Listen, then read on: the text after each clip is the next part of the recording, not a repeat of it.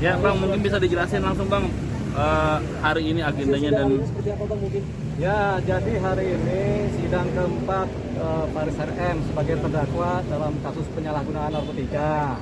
Pada hari ini juga sudah ada 2 saksi yang meringankan, yaitu teman-temannya Bang Faris RM. Mereka adalah para musisi yang banyak sekali mengetahui mengenai latar belakang seorang Faris RM, baik kepribadiannya, baik karakternya, baik tingkah lakunya, baik keahliannya dalam bermusik, baik kemampuannya mencipta lagu, dan juga mengenai tingkat popularitas beliau.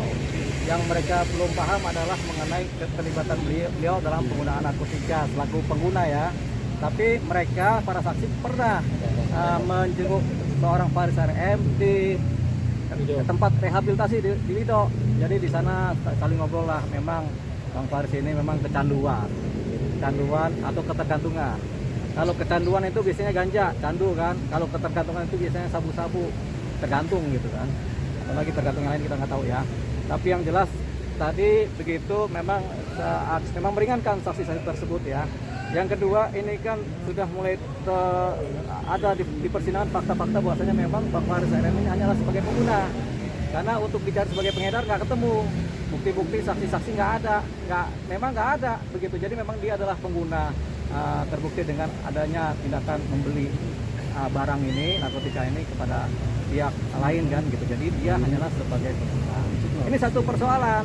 Karena negara kita, kebanyakan negara kita ini kan sudah banyak tempat-tempat rehabilitasi terhadap penyalahgunaan narkotika atau korban-korban atau orang yang kecanduan narkotika kan. Jadi tempat rehabnya di rumah sakit A, B, C, D, di Lido juga ada pusatnya kan, rehab. Jadi tujuannya rumah sakit rehab itu, tempat-tempat rehab, tujuannya adalah supaya para pengguna itu tidak dipenjara, tidak disidang di penjara, tapi mereka langsung direhab supaya sembuh. Kenapa? Kalau mereka para pengguna narkotika di penjara, bukannya sembuh malah tambah gila begitu.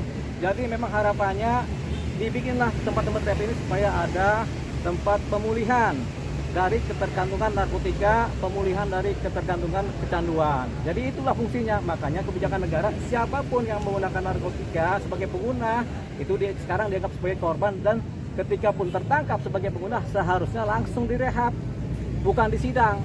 Nah, persoalannya ini kan seorang Faris RM disidang sebagai pengedar, makanya terjadilah persidangan. Padahal sebenarnya kalau lebih teliti, dia hanya menggunakan, terbukti di persidangan dia hanya menggunakan. Makanya ini adalah satu aktivitas hukum yang agak berlebihan terhadap diri seorang Faris RM.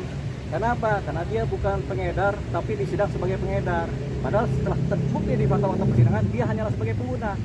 Harusnya ketika di penyidikan atau penyelidikan dia terpantau dia sebagai pengguna, apalagi sudah ada kronologis kan, dia berapa kali menggunakan, tertangkap tangan menggunakan kan, itu kan kronologis. Sudah ada juga rehabilitasi, itu kan juga kronologis. Harusnya pihak penyidik di Polres atau dimanapun juga di kejaksaan harusnya udah peka ini, langsung saja direhab, diajukan ke BNN untuk direhab, nggak perlu disidang. Karena disidang itu buang-buang waktu gitu, buang-buang tenaga, buang-buang pikiran, pengacara juga suruh kerja kan begitu.